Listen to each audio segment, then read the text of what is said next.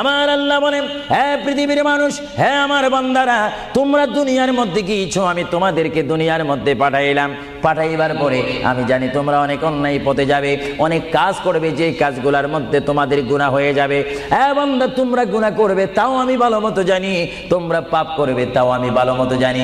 বান্দারে, পাপ করার পরে, গুনাহ করার পরে একাই কি মসজিদের মধ্যে তোমরা কেঁদেছো, রব্বানা যালামনা, বলেন রব্বানা যালামনা আনফুসানা ওয়া ইল্লাম তাগফির লানা ওয়া তারহামনা লানাকুনান্না মিনাল খাসিরিন বলে বলে মসজিদে কেঁদেছো, আসরের নামাজ পড়ে কেঁদেছো, যোহরের নামাজ পড়ে কেঁদেছো, মাগরিবের পড়ে কেঁদেছো, এশার নামাজ পড়ে কেঁদেছো।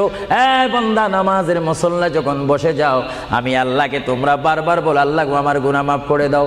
তারপরও আমি তোমাদের গুনাহ মাফ করে নিই। তারপরও তোমরা নিশি রাত্রে, মানুষ যখন ঘুমে যায়, তোমার বিবি যখন ঘুম যায়, তোমার ছেলে যখন ঘুম যায়, তুমি নিশি রাত্রে ঠান্ডা পানি দিয়ে ওযু বানিয়ে নামাজের মুসল্লায় বসে তুমি আবার যখন ডাক দাও, রব্বুল আলামিন, পৃথিবীর কোনো মানুষ আমার গুনাহ সম্পর্কে জানে না, তুমি আমার গুনাহ সম্পর্কে জানো। আমি এমন গুনাহ করেছি আমার বিবি জানে না, বিবি গুনাহ করেছে আমি জানি না। আল্লাহ, তুমি সব কিচ্ছু জানো। হে আমার প্রভু, তুমি আমাকে মাফ করে দাও। আমার আল্লাহ বলে, তারপরও যদি তোমাদেরকে আমি মাফ না করি, তারপরও বান্দা, তোমরা আমার রহমতের দরজা থেকে ফিরে যাইও না।